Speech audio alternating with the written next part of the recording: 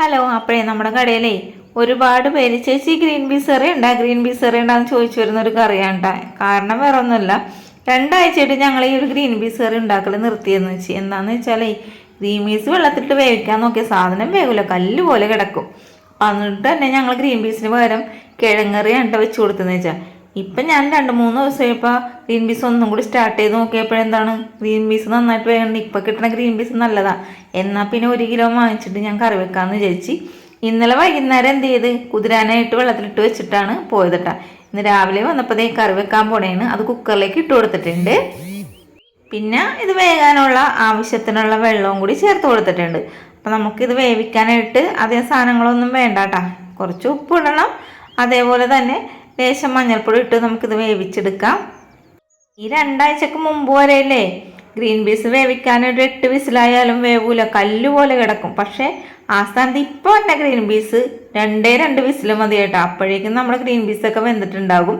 അപ്പം ഞാനിത് തുറന്ന് നോക്കാൻ പോണേന് ഫ്ലെയിം ഓഫ് ചെയ്തിട്ടുണ്ടായിരുന്നു കേട്ടോ.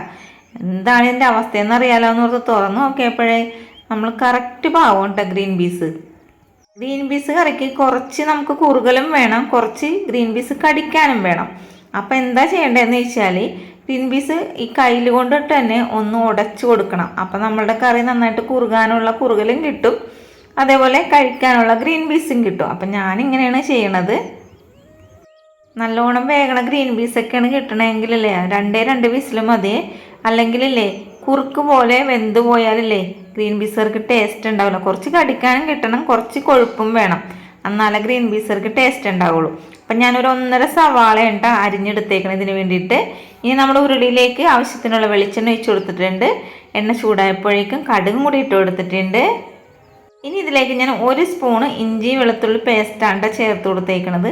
ഇഞ്ചി വെളുത്തുള്ളി പേസ്റ്റ് നമ്മൾ നന്നായിട്ടൊന്ന് മുരിപ്പിച്ചെടുക്കണം. അപ്പോൾ അങ്ങനെ എടുക്കുമ്പോഴാണ് ഈ ഒരു കറിക്ക് പ്രത്യേക ഒരു ടേസ്റ്റ് കിട്ടുന്നത്.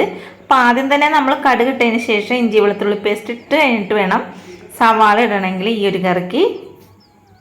ഇനി ഇതിലേക്ക് വറ്റൽമുളകും കറിവേപ്പിലയും അതേപോലെ തന്നെ 5 പച്ചമുളകും കൂടി ചെറുതായിട്ട് അരിഞ്ഞതും കൂടി ചേർത്ത് കൊടുത്തിട്ടുണ്ട്. എന്നിട്ട് ഇത് നമുക്ക് നന്നായിട്ടൊന്ന് വഴറ്റിയെടുക്കാം.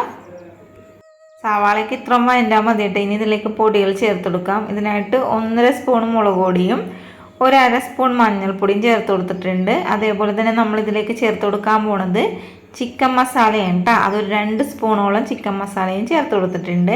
ചിക്കൻ മസാലയൊക്കെ ചേർത്തിട്ടുള്ള പ്രത്യേക ടേസ്റ്റാണ് ഗ്രീൻ പീസ് കറിക്ക്. നമ്മളുടെ കടയിൽ മിക്ക കറികൾക്കും ഞങ്ങൾ ചിക്കൻ മസാല ചേർത്ത് കൊടുക്കണം. അതുകൊണ്ടിട്ട് തന്നെ നമ്മുടെ കടയിലെ കറികൾക്കൊക്കെ ഒരു പ്രത്യേക ടേസ്റ്റ് ഉണ്ട് കേട്ടോ. അപ്പം ഇനി ഇതിലേക്ക് നമ്മൾ ഒരു നല്ല പഴുത്ത തക്കാളിയും കൂടി ചേർത്ത് കൊടുക്കാം. പൊടികളൊക്കെ മൂത്ത് കഴിഞ്ഞ ശേഷം ഈ പഴുത്ത തക്കാളി ചേർത്ത് കൊടുക്കേണ്ടത്.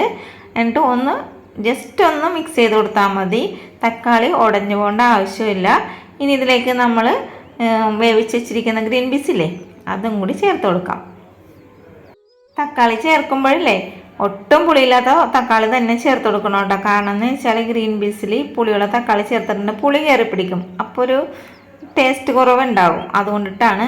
അതേപോലെ തന്നെ തക്കാളി ഈ ഒരു സമയത്ത് ചേർത്ത് കൊടുക്കണമെങ്കിൽ ഗ്രീൻ പീസിൽ കിടക്കണ തക്കാളി കഴിക്കാനും നല്ല ടേസ്റ്റാണ്.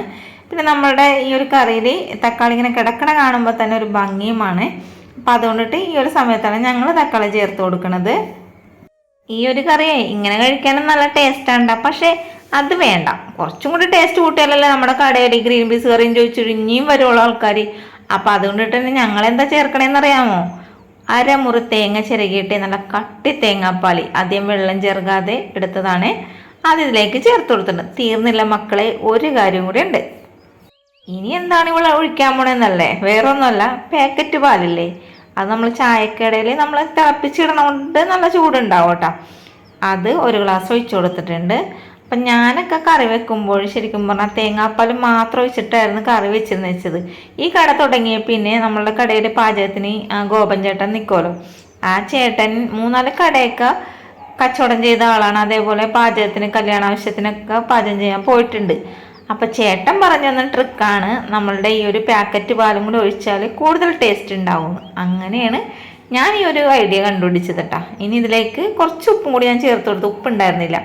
എന്തേ തിളച്ച് വന്നപ്പോഴേക്കും നമ്മുടെ കറി ഇവിടെ റെഡി ആയിട്ടുണ്ട്. ഈ ഒരു കറിയെ ഇരിക്കും തോറും നന്നായിട്ട് കുറുകി വരും കേട്ടോ. അതുകൊണ്ടിട്ട് തന്നെ ഞാൻ ഫ്ലെയിമൊക്കെ ഓഫ് ചെയ്തിട്ടുണ്ട്. ഇനി നമുക്കേ ഈ കറി കൊണ്ട് അപ്പുറത്തോട്ട് വെക്കാം. കാരണം എന്ന് വെച്ചാൽ കഴിക്കാൻ ഓരോരുത്തർ വരാറായിട്ടുണ്ട്. ഒരു 6:45 7 മണിയൊക്കെ ആകുമ്പോഴേക്കും ആൾക്കാർ കഴിക്കാൻ വരും കേട്ടോ. അപ്പം നമ്മൾ ഈ ഒരു ബക്കറ്റിലാണ് കറി വെക്കണത്. വെപ്രാളം പരവേശം മൂത്തിട്ട് കറിയൊക്കെ മൊത്തം പോയിട്ടുണ്ട്. അപ്പം കുഴപ്പമില്ല, തുടച്ചെടുത്താൽ തീരാവുന്ന പ്രശ്നമുള്ളേ ഉള്ളൂ. നമുക്കേ ധൃതിയുണ്ട്, അതുകൊണ്ടിട്ടാണ് ഞാൻ ഈ വഴി പോണേട്ടാ. പോകുമ്പോൾ ഒരു കാര്യം പറഞ്ഞേക്കാം, വേറെ ഒന്നുമല്ല, ചാനൽ സപ്പോർട്ട് ചെയ്യാനും ലൈക്ക് ചെയ്യാനും ഷെയർ ചെയ്യാനും പിന്നെന്തെന്നാണ് മതി, കമൻ്റ് ഇടാനും മറക്കരുത്. Thank you.